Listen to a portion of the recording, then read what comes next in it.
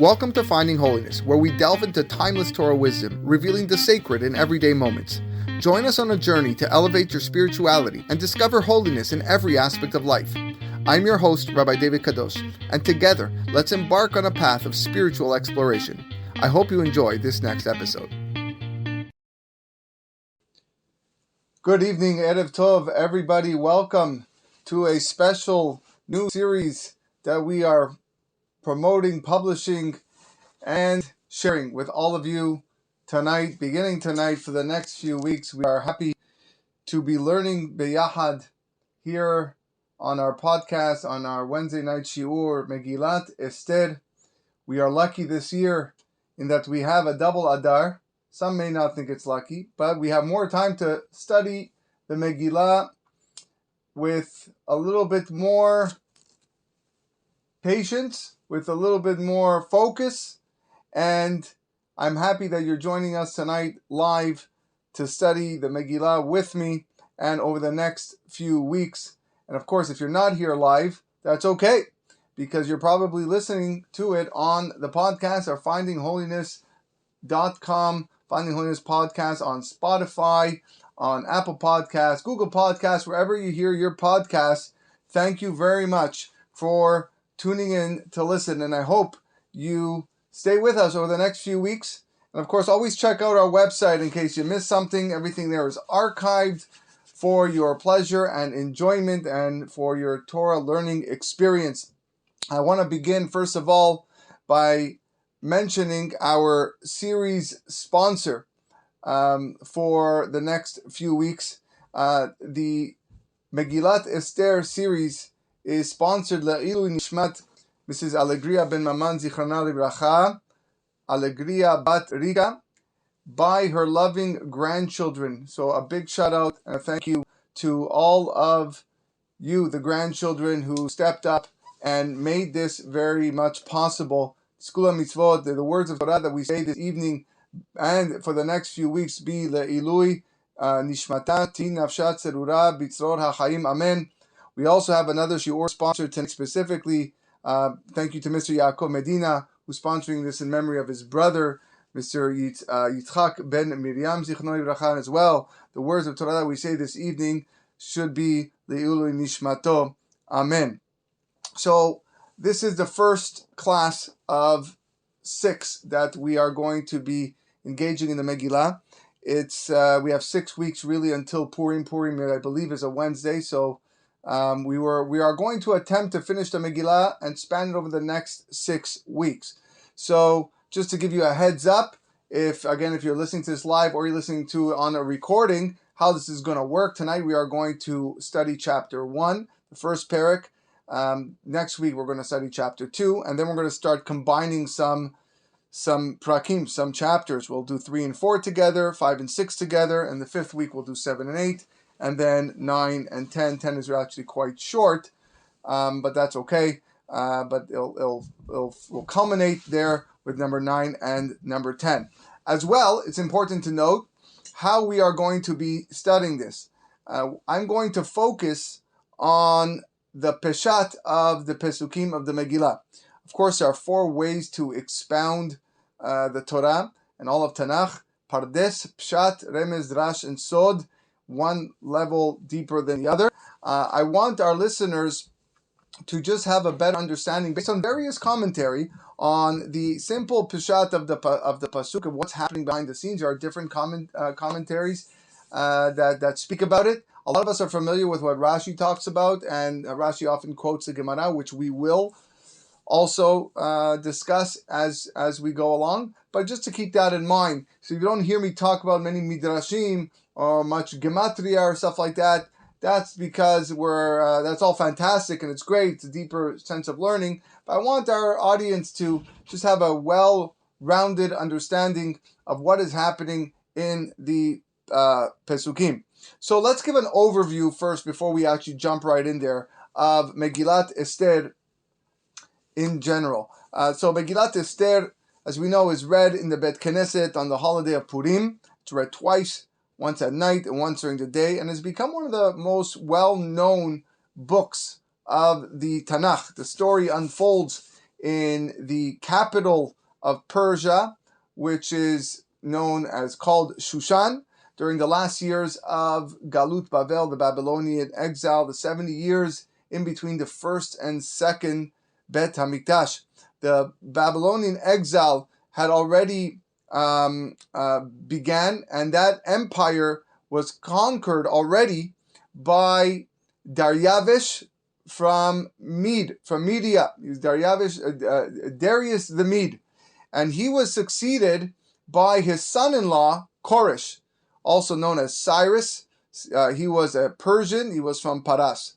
Now Koresh gave permission for the Jews to return to the land of Israel and to rebuild the Bet HaMikdash, but it was revoked due to Lashon Hara and slander of the local non-Jews, the local Gentiles that were living at the time. So Megilat Ester actually opens in the reign of the successor of Koresh, named Ahasuerus, with the process of that final redemption, not the redemption of Mashiach, but the redemption that they were going to go rebuild the Bet HaMikdash, is all in limbo. The Jews are very much disunited. They are scattered throughout the Persian Empire. Assimilation is rampant, as we're going to talk about later on. And Ahasuerus' wife, her name was Vashti, the granddaughter of Nebuchadnezzar, the Babylonian ruler who raised the first temple, urged her husband not to undo the destruction of her grandfather and not to rebuild the Bet HaMikdash. And therefore, the actual construction of the Bet HaMikdash was not really resumed until the reign of Ahasuerus' successor, who was Darius the Persian, not Darius the Mede, the one we mentioned before, but Darius the Persian, who, according to many, was the son of Ahasuerus and Esther. Who was Ahasuerus? According to the Targum, Ahasuerus was the son of Darius the Mede from Media, but the more commonly cited opinion, based on the Talmud, in the Masechet Megillah, Daf Yud Aleph Amud Aleph, says that Ahasuerus was actually just a regular guy. He was a wealthy commoner, and he rose to power on his own. He then married Vashti to legitimize his throne. According to many Mefarshim commentaries, this is the background to what Ahasuerus is going to demand from Vashti in the opening chapter, which we're going to read today, that Vashti be displayed before the people wearing nothing but her royal crown. Again, we'll get to there shortly in the Pesukim. Following the dramatic series of events of open mural that we're going to talk about, one figure that plays a very important role in this story is a man named Haman. Now, the Jewish people experienced the most unbelievable miracles when they fled from Egypt. Of course, the 10 plagues and the splitting of the sea. And there was only one nation that dared attack the Jewish people. That nation were descendants of an illegitimate grandson of Esav, whose name was Amalek. And although the Amalekim lost the battle there in the times of Moshe and Yehoshua, but they did succeed with a much greater goal. They dulled the awareness of the divine providence, in which the Yetziat Mitzrayim really introduced to all of mankind. And ever since then, Amalek has been the arch enemy of the Jewish people, opposing all that HaKadosh Baruch Hu's people represent. And therefore, Bnei Israel is commanded, one of their positive commandments, to erase Amalek from existence, from our memory, never to forget what they did to us, and again, eliminate them from the world. And one of the assignments that was given to Shaul HaMelech by the prophet Shmuel HaNavi in Sefer Shmuel, was a mission to wage war against the Amalekim and eliminate them. However, although Shaul did defeat the Amalekim in that war, he spared the life of the king, whose name was Agag. And this deviation of God's will caused the throne to be taken from him early and transferred to David HaMelech. And many generations later, fast forward, there's a tikkun involved over here. There's a rectification of Shaul's misdeed. Shaul's descendants, Mordechai and Esther, were given the opportunity to rectify their ancestors' negligence by leading the struggle against Agag's descendant, who was Haman. And lastly, for the last part of the introduction, before we begin, the Chachamim tell us in the Gemara, Masechet Chulin, Daf Kuf Lamed Tet Amud Bet. Gemara asks, where is the name Esther alluded to in the Chumash, in the Chamisha Chumashei Torah? And the answer that the Gemara gives is a hint found in a pasuk in Parashat Vayelech. Pasuk says, "Ve'anochi haster astir et panai bayom hahu." On that day, I will haster astir. I will hide my face on that day. Al kol hara'a asher asa, because of all the evil that they have done. Kifana le'elohim acherim, for turning to foreign gods. So Megilat Ester, in essence, represents the beginning of a phase in Jewish history known as Hester Panim, the hiding of God's face. God's face is now hidden. And every incident, every pasuk in this book can be, if you want, can be explained by natural causes. In fact, you will not find the name of Hashem once in this entire Sefer. But looking back at the entire chain of events, you can see clearly how the hand of God was behind it all. And therefore, the book of Esther, Megilat Esther, is seen by many as the paradigm for understanding what Jewish history which was to come about, the story of Hester Panim, right up to this present day. And with that, we shall begin Megilat Esther. As I mentioned in the notice to you, it would be great if you have a Chumash with you, that you can follow the Pesukim and learn with me, as that's what we'll be doing. Often, if you have a Chamisha Chumashei Torah, you'll either find the Megillah at the back of the Chumash, or some Chumashim have them after the book of Shemot. So, please, if you have a Chumash, it'd be great that you follow along with me. And if you don't have a Chumash, that's okay. If you're in your car listening to this, that's also great, okay, because I'm going to be reading the Pesukim for you to listen. So, without further ado, Perek Aleph, Pasuk Aleph. Again, we are learning only the first chapter today. Vayhi bimei Achashverosh. And it came to pass in the days of Achashverosh. Hu Achashverosh. He is Achashverosh. Hamolech mehodu ve'ad Kush. Who reigned from Hodu to Kush. Sheva ve'esrim u'me'a medina. 127 provinces. So Achashverosh, this is the Achashverosh which succeeded Cyrus as the ruler of the Persian Empire, like we mentioned in the introduction. That's according to Rashi. The Ibn Ezra writes that this Achashverosh is Artaxerxes. I hope I pronounce this right, but Artaxerxes, mentioned in the book of Ezra in the 4th chapter. Rashi identifies this Artaxerxes as Koresh, the predecessor. So a little machloke between the Ibn Ezra and Rashi, who exactly this is in history. Who Achashverosh? He is Achashverosh, meaning not the earlier Achashverosh who was the father of Daryavish the Mede, but now the Achashverosh who came later on. Hamolech, who ruled. Hamolech implies taking control. Achashverosh, like we said in the introduction, was a wealthy commoner who usurped the throne pretty much on his own.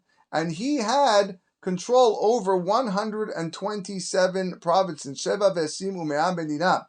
Rabbis tell us that originally he ruled over 240 provinces. But because at Vashti's urging, he halted the rebuilding of Yerushalayim, that HaKadosh Baruch Hu, heaven decreed that he lose 113 of those provinces.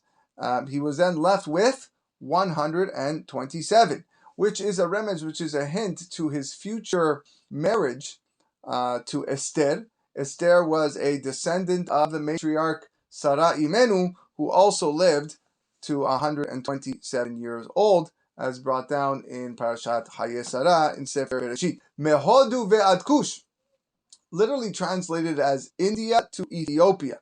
This is how the Targum explains these two countries. That's one opinion in the Talmud that is brought down. According to another opinion, Hod and Kush were not countries that were very far away like India and Ethiopia are, but the Talmud brings another interpretation that they were adjacent countries. They were provinces that were side by side, that Achashverosh ruled over his entire vast empire as easily as he would rule over two neighboring provinces. Okay, so that concludes Pasuk Aleph. Moving on to Pasuk Bet. Bayamim ha'em. In those days, Keshevet Amelech Achashverosh al Kiseh Machuto, when Achashverosh sat on his royal throne, Asher Beshushan Habirah, which was in Shushan, the capital. Keshevet Amelech Achashverosh, says the Ibn Ezra, says the Rashi actually, that when the wars of conquest were completed, this is once he completed all the wars he needed to complete, that's when he began this feast, which we're going to talk about soon, as he sat on the royal throne. And the capital city of his empire was Shushan. It's funny, the rabbis tell us that Achashverosh moved the capital. He didn't like where it originally was. He moved it to Shushan, which is actually modern-day Susa in Iran, to show that his authority was not dependent on the previous government institutions. Remember, he took upon the throne by himself, but rather it was something due to his own power. He wanted to show everybody that he was fit to be king, so I'm going to move the capital. We don't need the capital in Ottawa or Washington. We're just going to pick another city, and where I feel fit, and that's where we're going to move the capital to, says the Malbim. According to Ibn Ezra, Shushan Abirah does not actually mean the capital, but rather it's a fortress city. The fortress of Shushan. And Achashverosh's palace was located in the province called Elam, which is somewhere in southwest Iran. This is according to the Ibn Ezra. Moving on to Pasuk Gimel. Bishnat shalosh lemolcho asa mishteh. In the third year of his reign, he made a feast. Lechol sarav v'avadav, for all of his officials and servants. Chel paras umadai, the army of Persia and Media. Hapartemim v'sarei medinot lefanav, the nobles and officials of the provinces being present. Now this feast, what was the purpose of this feast? The Ibn Ezra says the purpose of the feast was to celebrate his marriage to Vashti. Others want to say, again, it was to celebrate the completion of all the wars that led to his ascension to the throne. But the most famous interpretation is that's brought down in the Gemara, that Achashverosh had mistakenly calculated the 70 years of Jewish exile that was prophesied by Yirmiyahu Navi prior to the destruction. And those 70 years had come and gone with no sign of redemption in sight.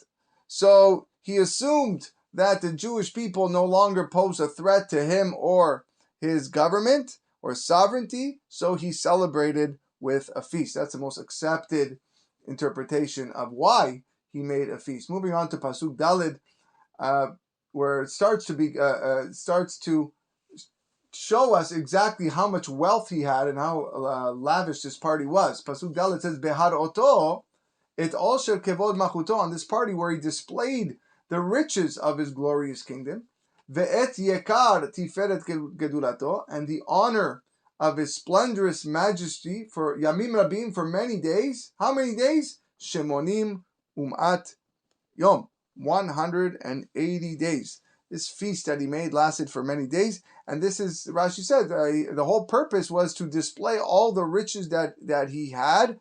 Achashverosh was a very materialistic person. All he cared about was physical entities and things that he possessed, and this is what the purpose was. All the guests that came in just kept on showing, even get tired of it. You would think a guy would get tired of all things showing off all his wealth. He didn't get tired. He did it for 180 days, displaying his glorious wealth. Again, to demonstrate that everything that he had, all the treasures that were in his possession, in his kingdom, says the Malbim, were now his own personal property. Pasuk Hey, ubimloot hayamim ha'ele, and when these days were fulfilled, asa hamelech lekol ha'am hanimseim b'shushan habirah, the king made to all those that were present, all the nation who were present, Shushan Abira, lemigadol ve'ad katan, great and small alike, mishteh shivat yamim, another feast of 7 days, bahatzar ginat bitan amelech, in the courtyard of the garden of the king's palace. This palace garden, this ginat bitan, was a pavilion, says the Vilna Gaon, that was used for entertainment purposes. Some people that have very large homes and they got this beautiful backyard where they would set up tents and they would set up a stage and they would bring musicians and stuff. That's exactly whatever you're imagining in your mind. That's exactly what was happening. This is where the party of the Shushan residents was taking place. Pasuk Vav goes into fine detail of some of the ornaments that were there. Chur, karpas, utchelet. There were hangings of white, fine cotton, turquoise, achuz bechavlebutz v'argaman, held with cords of fine linen and purple wool. Al geli lechesef ve'amud eshesh, upon silver rods and marble pillars. Mitot zahav v'chesef, couches of gold and silver. Al ritzfat bahat v'shesh v'dar v'soharet. These couches were on a pavement of different types of marble. So again, ahuz, the hangings, the feast, like we said, took place outside. So there were sheets that were hanging from the trees to provide shade for the people. You know, in Persia and Iran, it can get quite hot in the summertime, or maybe even in the wintertime too. So these sheets were being hanging so that provide some shade so people can stay there longer. Some people say, it says the Gemara, that the sheets were there for people to recline on, almost like a hammock. They were attached to the trees, and people would sit there and relax and enjoy. Chur, like we said, is white wool. Karpas is the green wool. It's the only time we actually see the word karpas in all of Tanakh. I know we do have it on Pesach. Maybe that's where the custom is to have some celery, which is green. But some say that karpas is actually shortened from karim shel pasim, which could mean striped pillows. Another interpretation by the Megillah that karpas is in reference to some pillows. Techelet is sky blue. Of course, techelet is known to be the color of the original tzitzit. We have a sky blue. Argaman is purple wool. Chavle boots were held by cords. These were the tent ropes. Embroidered with linen, according to Rashi. Gelile chesef, the silver rods. So these iron curtains, these curtains were being hung on silver rods. Some say it was the silver hooks that fastened them to the rods. Nevertheless, an incredible amount of wealth. That's, think about your shower curtains that are hanging on rods. Imagine they were made of pure silver, right? And so now picture your entire yard being surrounded with these curtains. Gold and silver couches, mitot zahav v'chesef. The more distinguished guests, says the Gemara, they reclined on couches couches of gold. The others, silver couches, less chashuv, but still silver couches. Some say all of the couches were made out of silver, but the legs were made of gold, and that's mitot zahav achesef. And again, bahat, dar, vesocharet, different precious stones that they had. It was a very, very wealthy party. Okay, moving on to pasuk zayin. Vehashkot bichle zahav. The drinks, everybody loves the drinks. Unlimited alcohol. This was not bring your own booze. This was, full service. Vehashkot bichle zahav. The drinks were served in golden vessels. Vechelim mikelim shonim. And the vessels were of diverse form. Veyen malchut rav keyad hamelech. And the royal wine was in abundance, keyad hamelech, according with the king's wealth. So Rashi says no two goblets were the same. Mikelim shonim, no two goblets. Everyone had different cups. According to the Gemara, these cups, these goblets, were stolen from the holy Bet HaMikdash. It was taken from the Babylonians at the time of the destruction. Now, doing such a thing should result in immediate death. So Ahasuerus should have been killed on the spot for using these vessels of the Bet HaMikdash. But of course, it was Hashem's plan to get Esther to the throne, so her son Daryavish will take over and rebuild the Bet HaMikdash. So yes, Achashverosh did deserve death penalty for serving wine with these utensils, but this was all part of God's plan. Pasuk Chet, Ve'ashetiyah chadat en ones. The drinking was according to law. Kichen yisad hamelech al kol rabeto. For the king had established for every officer, every leader of the house, la'asot kirtzon ish va'ish, to do according with each man's pleasure. So kadat, the shetiyah was in proportion. No one was sick, our rabbis tell us, by drinking more than he was accustomed to. Everyone was given, you had the custom to drink 2 cups of wine at a feast, so you drank 2. You had 10 accustomed to drink 10 cups, you drank 10. Each man was allowed to follow the rule of his country. Okay, everything seems to be going well, and all of a sudden we're introduced to Vashti. Pasuk Tet, Gam Vashti Amalka Aseta Mishte Nashim. Queen Vashti also made a feast for women. Bet HaMalchut, in the royal house, Asher LaMelech Achashverosh, that belonged to Achashverosh. Now Vashti, we said, was the granddaughter of Nebuchadnezzar. He was the Babylonian ruler who destroyed the Bet HaMikdash. And Achashverosh married her to legitimize his claim to the throne.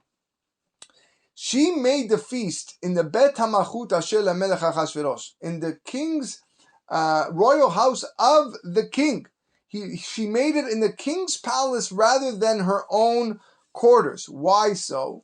Because like Achashverosh, she intended that the feast would lead to immoral behavior, says the Gemara. This was all part of her plan. What happened? Bayom HaShevi'i, on the 7th day, Ketov Lev HaMelech Bayayin, when the heart of the king was merry with wine. Amar, he told Mehuman, Limhuman, Bizeta, Harbona, Bigtava, Vagda, Zetar, Vecharkas, Shivat Asarasim, Amshareshim, Epenei HaMelech Achashverosh. He told Mehuman, Bista, Harbona, Bigta, Vagda, Zetar, Karkas, the 7 chamberlains who attended Achashverosh. This 7th day, it's a little bit unclear whether this feast was originally planned to be only for 7 days, or whether it was the incident with Vashti, which took place on day number 7, which brought all of the celebration and festivities to a halt. According to the Megilat, the Gemara Masechet Megillah, this was Shabbat. The 7th day was Shabbat, and Vashti was taken out on Shabbat and punished, measure for measure, midah keneged midah, for having forced the Jewish women to work naked on Shabbat. And this was, as we're going to see, her punishment soon. What did Achashverosh command these chamberlains? Le'avi et Vashti HaMalka lifnei HaMelech bechetel malchut, to bring Queen Vashti before the king wearing the royal crown. Leharot ha'amim ve'asarim et yofya, to show off to the people and the officers and officials et yofya, her beauty. Ki tovat mar'ehi, for she was indeed beautiful. Rashi here famously writes, when she should come wearing the royal crown, Rashi says nothing else, meaning she was naked. Only thing she was wearing was the crown. The Malbim, however, says differently. He says that this pasuk means that she was to wear her crown in Achashverosh's presence to show that the Achashverosh wanted the people to know that her position of authority, her station, derived from him. Not the reverse. Don't think that just because she's the granddaughter of Nebuchadnezzar, that's why I'm king. No, I'm bringing her here, wearing a crown, because it's all from me. Leharot et yofya, to show her beauty. Achashverosh intended, by this very bizarre demand, like we said at the introduction, to show that Vashti to him was no more than a captive of war who you marry because of her beauty. And his claim to throne was not because she descended from Nebuchadnezzar or any other lineage that she had. He wanted to free himself of what people were saying about him, which posed limitations to his monarchy. Moving on to Pasuk Yud Bet, Vatemaen Amalka Vashti. But Vashti refused to come. lavo bidvar hamelech, to come to the king's command. Asher beyad sarisim, which was conveyed by these sarisim, these chamberlains. Vaiksof hamelech meod, and the king became very enraged. V'hamato ba'arabo, and his wrath burned in him. He's fuming, very, very upset. Vashti, says the Malbim, understood this trick, this subterfuge of Ahasuerus, and she did not wish to relinquish her status as the source of authority. No, you are our king because of me, and I'm not going to fall for this trick, says the Malbim. The Al-Sheikh has an amazing chidush over here. He wants to believe that Ahasuerus and Vashti had conspired together to lure the Jews into immorality so that they would forfeit any protection from God. We see this many times in history with Bilam. Whenever the Jewish people sink into immorality, they lose protection from HaKadosh Baruch Hu. Vashti warned Ahasuerus. Vashti wanted Ahasuerus to lead the men over to the women's feast for this purpose. If you want them to sink into immorality, they got to come over to the ladies' side. And by insisting her to come to him, this was jeopardizing the plan. Because, yes, it might lead the Jewish man to have impure thoughts if she comes undressed, just wearing a crown. But on her own, it's not going to lead the Jewish men to immoral behavior. And that's why she refused to come. The plan was to have the men go to her feast with all the ladies. But now Ahasuerus is fuming, he's very upset, he doesn't know what to do. So he calls his advisors. The king spoke to the wise men who know the times. For such was the procedure to turn to all those who knew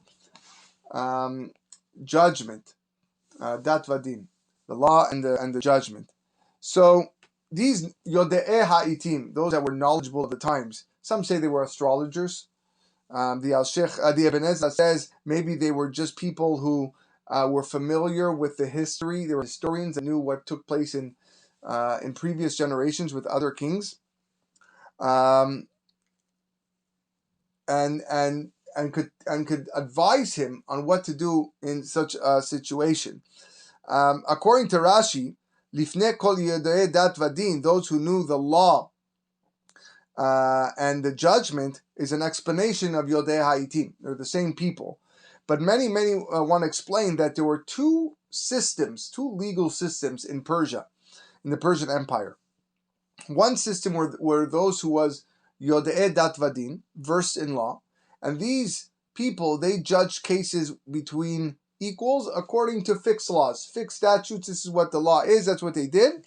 And those who were Yodei Ha'itim, those who were knowledgeable of the times, they would consider other factors. It would be a little bit biased. We got to consider the king's honor, so on and so forth. So in this case, Ahasuerus was actually willing to spare Vashti the death penalty because he really loved her. And although she disobeyed him, wanted to keep her alive. So what did he do? He informed the Yodei dat vadin. He informed the Yodei Ha'itim, the knowledgeable of the times group, that Vashti would be judged by Yodei dat vadin, those versed in law, because he admitted she's a king's daughter. She's a granddaughter of Nebuchadnezzar, and she deserved to be judged as his equal. So if you're going to be biased to me and give preference to me and treat me differently because I'm a king, then you got to do the same to her, trying to keep her alive. Some want to say the opposite. On the contrary, he told the Yodei Ha'itim, those knowledgeable of the times, to judge her because they would have more leeway to find her clemency, to be more merciful on her, knowing that they know the history and what maybe something like this took place in the past, and maybe they can find her innocent in some way. Pasuk Yudalid, Ve'akarov elav, those that were close to him, Karshena, Shetar, Admata, Tarshish, Meres, Marsena, Memuchan, Shivat Sare Paras Umadai. These were 7 officers of Persia and Media. Ro'eh Penei HaMelech, who had access to the king, Hayoshevim Rishona B'Malchut. And they sat first in the kingdom. Hakarov Elav. They were close to him. They knew him well enough to understand from his hints and his signs that he wanted to spare her life. Now, who is this Memuchan? The one who's going to speak up shortly. According to the Targum, many say that this is Haman. Memuchan is Haman. And why is he called Memuchan? Because Memuchan means he's preordained. Haman was preordained for what? To be hung, to be killed on the gallows, as brought down in Masechet Megillah. Others want to say that Memuchan is actually Daniel. Daniel was preordained to bring Vashti's death. So machloket on who this Memuchan was. Speaking of Memuchan, we'll see him in another couple of psukim. Pasuk Tedvav says, "Kedat ma la'asot." These seven advisors were there to tell Achashverosh what to do. Kedat ma la'asot b'malkim v'Vashta. By the law, what should be done with b'malka Vashti, with the king of with the queen Vashti. Al asher lo asad ma'amar HaMelech Achashverosh b'yad Sarisim. For not having obeyed the request of Achashverosh conveyed by the Sarisim. So this is what's happening over here. And let's see what Memuchan says. Pasuk Tetzayin. Vayomer Memuchan. So Memuchan jumps up. Lifnei HaMelech ve'asarim, in front of the king and the officers. Lo al HaMelech levado Vashti HaMalka. Not only against the king has Vashti done wrong, Ki al kol hasarim ve'al kol ha'amim, but against all the officials and all the people, asher b'chol medinot HaMelech Achashverosh, who are in the provinces of Achashverosh. So first of all, Memuchan was listed last of all the 7. Why is he jumping up first to talk? You know, being number 7, you're probably least important. So although he was listed among the last of the ministers, he spoke first. And some want to say, we see from here how vulgar of a man Haman was, pushing his way to the forefront. And what about those that say that this was Daniel? So those that want to explain that this was Daniel will say that it was customary for the youngest counselor or advisor to make his recommendation first. And Memuchan said, Lo ala melech levado. It's not only the king. Realizing that Achashverosh wanted to spare Vashti, Memuchan said, listen, even if you're willing to waive your own honor, but you can't waive the honor of husbands everywhere. It just doesn't work like that. What about the rest of the nation, the rest of the men?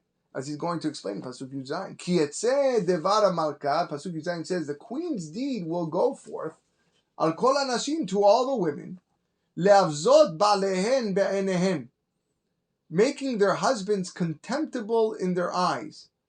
Be'omram HaMelech Achashverosh, when they will say that the king Achashverosh, Amar said, Lavi et Vashti HaMalka lefanav velo ba'a, that Achashverosh said to bring Vashti before him, and she did not come.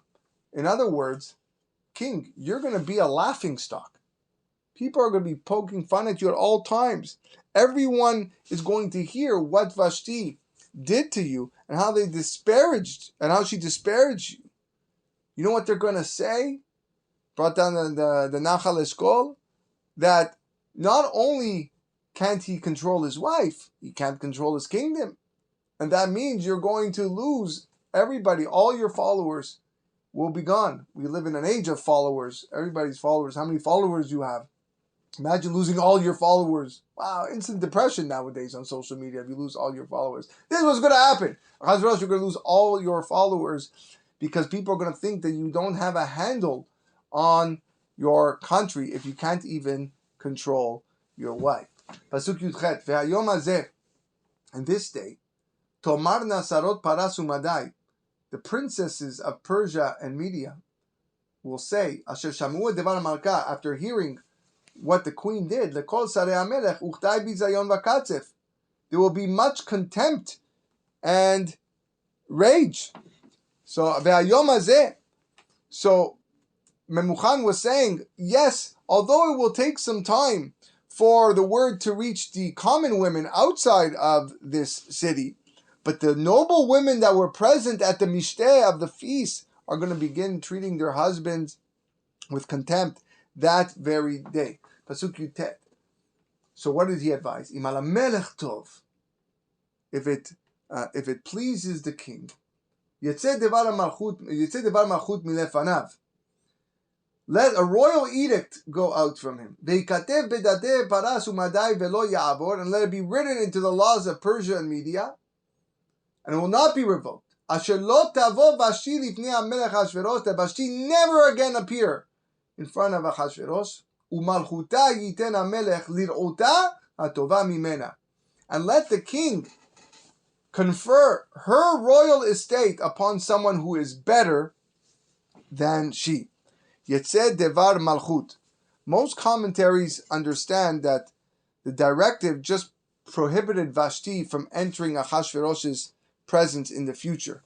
And Haman was hoping that this would at least set a precedent, allowing husbands to send away wives who were unruly, so that the Vilna Gaon said that Haman himself had a wife that was bullying him, and now this gives him the opportunity to kick out his wife for treating him with contempt.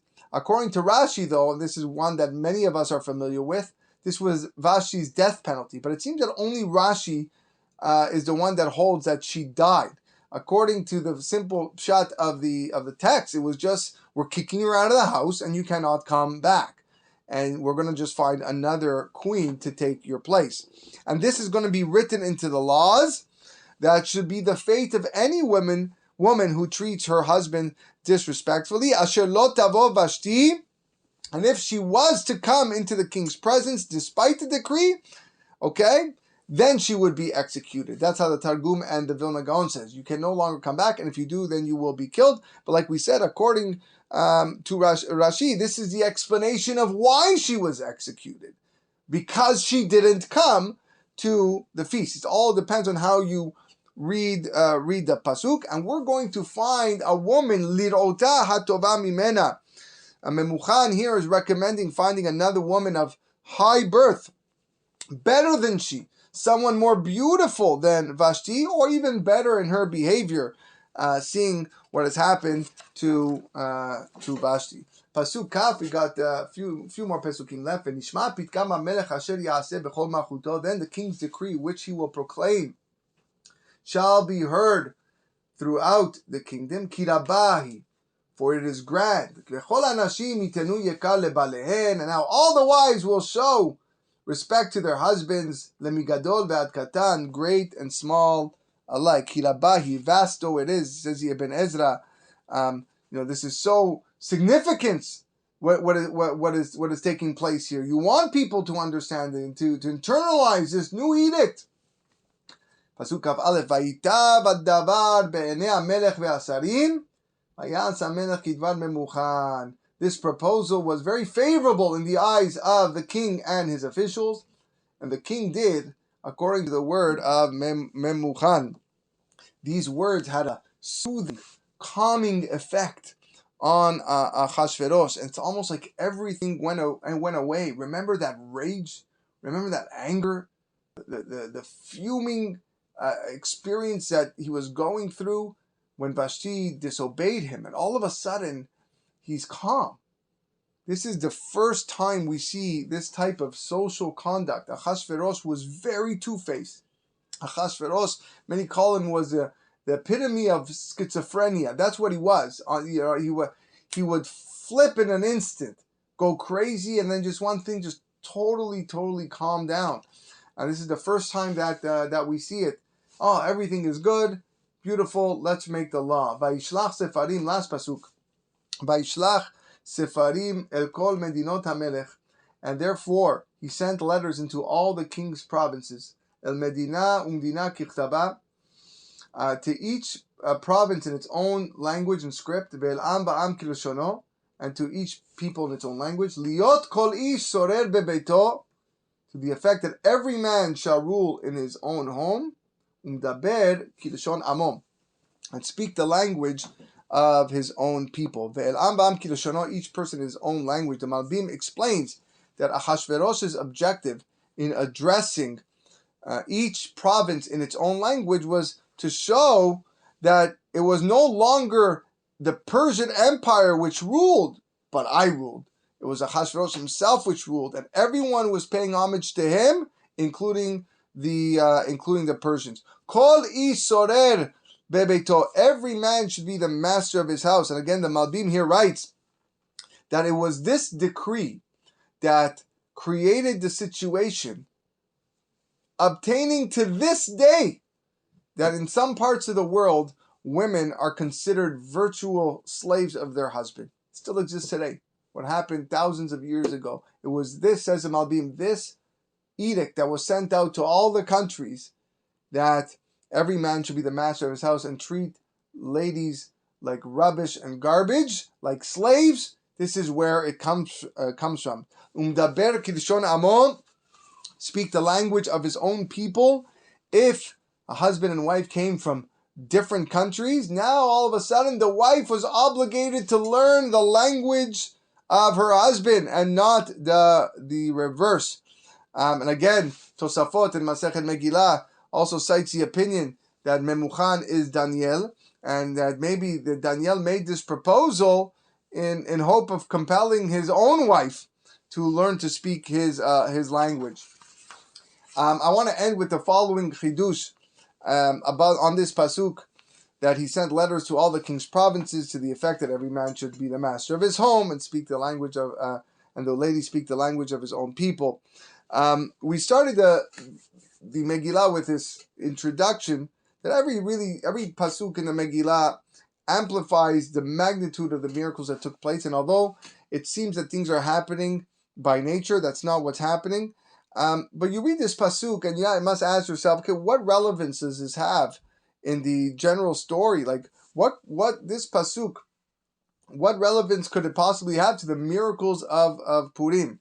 So I read a beautiful chidush in a sefer called Ginzei HaMelech HaMegilat Ester, the King's Treasures, and he writes the following: during the Babylonian exile, many Jews sinned by intermarriage. We spoke about this in the introduction. They were marrying Gentile women, and Rabbi Yonatan Eibshitz, Zecher Tzadik Libracha, writes that these Gentile women converted, but their motivation was only to marry their Jewish partners. It was not to accept the Torah and the mitzvot.